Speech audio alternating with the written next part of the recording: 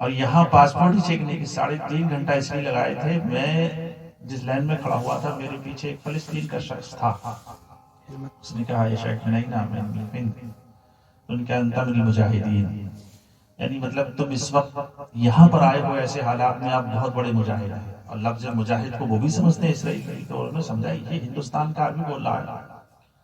وہ اس کو پھر میری تحقیق کتنی اس نے کی، یہاں تک کہ جو بیگ تھا اس بیگ کی بدی بھی ڈالی مشین میں، کہیں اس بدی کے اندر تو کچھ نہیں ہے۔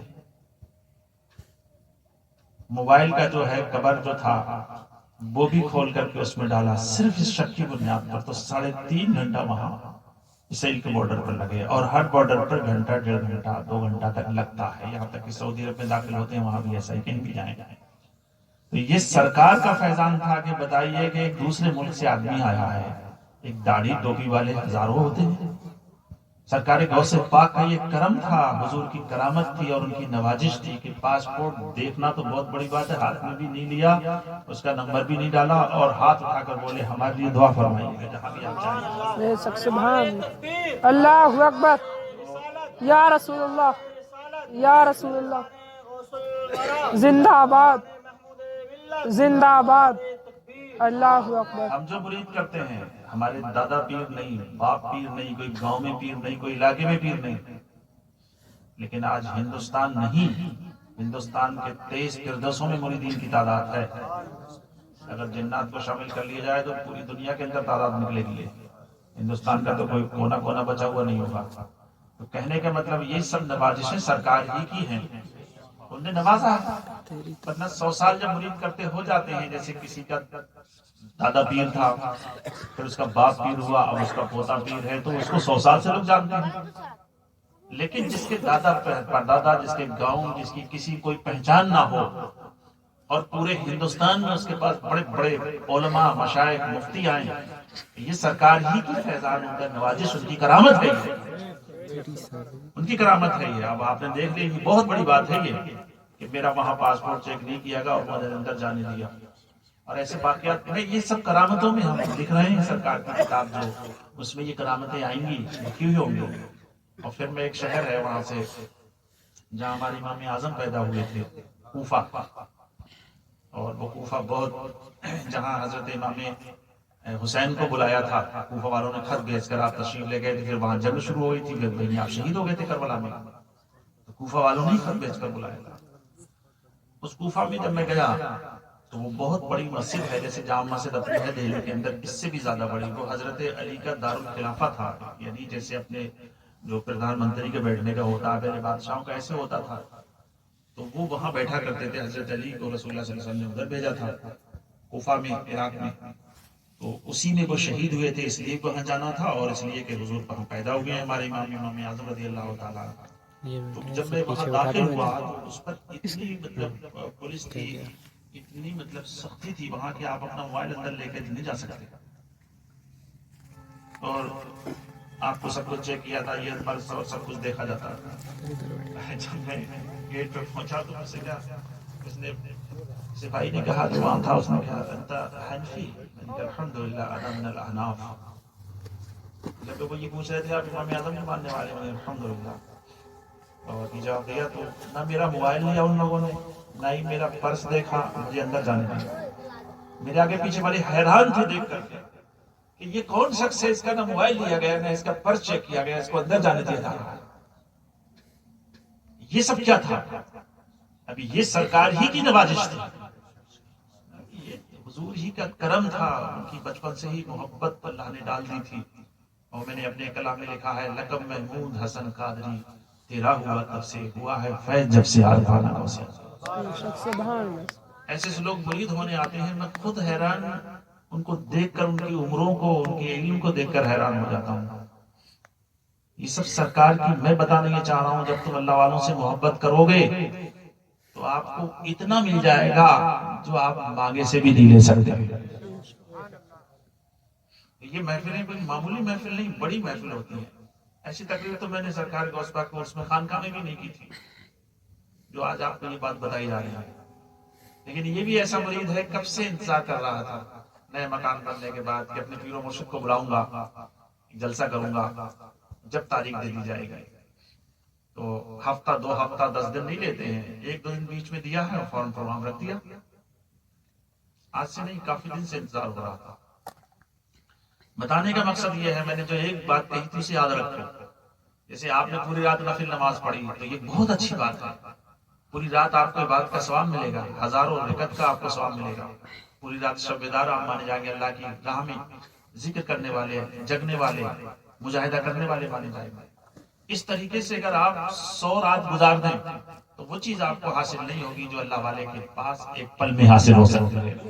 اسی لیے لوگ جایا کرتے ہیں، جاننے والے جانتے ہیں. وہ جو پرانے شہر میں نواب ہیں چک نوادہ میں، وہ جب آتے تھے میرے پاس تو وہ جب سے ان کو معلوم ہوا تو وہ ڈرائیور لے کے نہیں آتے تھے. میں نے پوچھا کہ آپ ہر جگہ ڈرائیور لے کے جاتے ہیں، آپ یہاں خود گاڑی چلا کر کیوں آپ لاتے ہیں؟ تو کہا یہ میں آپ کے ادب کی وجہ سے لاتا ہوں. اور مجھے اتنی محبت آپ سے ہے میں کچھ بیان نہیں کر سکتا. تو میں جب سلیمان کے یہاں گیا، ہمارے یہاں کے سلیمان رہتے ہیں چک نوادہ میں، جن کی بیٹی ان کے لیے ہوئی حسن خان کے بیٹے کے لیے پیدان کے. میں ان کے گھر گیا، نواب صاحب کو نظرا فوراً میں وہاں آ گئے. اب یہ سب لوگ حیران تھے کہ نواب صاحب کو کبھی کسی گھر آتے نہیں ہیں، یہ کیسے یہاں آ گئے؟ تو وہ یہ نہیں دیکھا کہ کس کے گھر پہ میں گیا ہوں، انہوں نے یہ نہیں دیکھا، گھر نہیں دیکھا، دیکھا کہ میں جس سے محبت کرتا ہوں وہ یہاں آئے ہیں. یعنی بتانے کا مقصد یہ ہے، تم یہ نہ سمجھو جتنے بڑے بڑے لوگ ہوتے ہیں ان کے دماغ بھی بہت اچھے ہوتے ہیں. ہمارے ملک میں جو بادشاہ جنہوں نے کیے مسلمانوں، ان کے دماغ ایسے ہی تھے. پورے دن وہ ملک کو دیکھتے تھے، ملک کے معاملات کو سمجھتے تھے، پھر حکم نافذ کرتے تھے، رات کو اللہ والوں کی خدمت پر جایا کرتے تھے. وہ جانتے تھے کہ اللہ والوں سے ملتا کیا ہے. حکومت تو وہ 100 سال میں نہیں لے سکتے کسی ملک کی، لیکن بزرگوں کی نظر ہو جائے تو ایک پل میں مل سکتی ہے. تو یہ محبت اللہ والوں سے کیا دے سکتے تھے. اسی لیے ہم نے قرآن پاک سے جو ہے تلاوت کی، رب کریم ارشاد فرماتا ہے یا ایھا الذین آمنوا اتقوا اللہ وکونوا مع الصادقین. اے ایمان والو، اے مسلمانوں، اے مومنو، اللہ سے ڈرو. اے میرے بندو تم اپنے رب سے ڈرو، مطلب یہ ہے، اور سچوں کے ساتھ ہو جاؤ. یہ سچے سے مراد وہ نہیں جھوٹ نہیں بولتے ہیں، وہ سچ ہے. یہ سچوں سے مراد اولیاء اللہ ہیں، صالحین، کاملین، عارفین، صدیقین ہیں، مشائخ کرام ہیں. یہاں سچوں سے مراد مشائخ کرام ہیں، مشائخ کرام ہیں. اور ان کی قرب سے اب بتائیے، یہ تو خود خدا نے حکم دیا. حالانکہ جب بندہ اللہ کو یاد کر رہا ہے تو اللہ اس کی بات سنتا ہے. اب اسے بیچ میں کسی وسیلے کی ضرورت کیا ہے جب خود خدا سن رہا ہے. ایک چیز بڑے کام کی تم ملے گی آج اس تقریر میں، وہ یہ جیسے وہابی جگہ جگہ یہ کہتے پھرتے ہیں کہ جو مانگنا خدا سے مانگنا. مزاروں پر جانا جائز نہیں ہے، شرک ہے، حرام ہے. میلاد مت کرو، نیاز فاتحہ، یہ سب کو حرام کہتے ہیں. ان کا مقصد کیا ہے کہ ڈائریکٹ پروردگار عالم سے مانگو. اللہ فرماتا ہے وَكُونُوا مَعَ الصَّادِقِينَ، تم سچوں کے پاس جاؤ، میرے مقربین کے پاس جاؤ.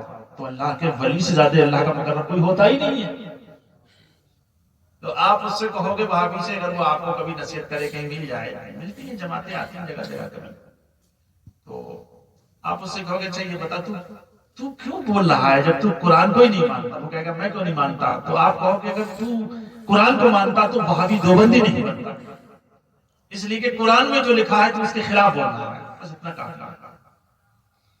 رئیس کا ممبر صاحب کا لڑکا زاہد میرے پاس آیا، آتے رہتے ہیں کبھی کبھی وہ باقی بند والے، تو انہوں نے مجھے بتایا کہ جماعت آ گئی وہابیوں کی ایک دن گھر پر. وہ کہیں دور کے رشتہ داروں سے تعلق تھا ان کا. انہوں نے کہا صاحب مسجد میں چلو، ہمیں لے کر کے. بریلی میں ہم آئے ہیں پہلی بار، بریلی سے ڈر لگتا ہے لیکن ہم آ گئے آپ کی وجہ سے. آپ بڑے آدمی ہیں، بڑے آدمی کے بیٹے ہیں، آپ کسی مسجد میں لے چلیے تاکہ ہم اپنی بات وہاں سنائیں. تو کہا میں آپ کو مسجد تو لے جا سکتا ہوں. زاہد نے مجھے بتایا کہ میں نے جماعت والوں سے کہا مسجد میں لے جاؤں گا، لیکن ایک چیز کی میری ذمہ داری نہیں ہے.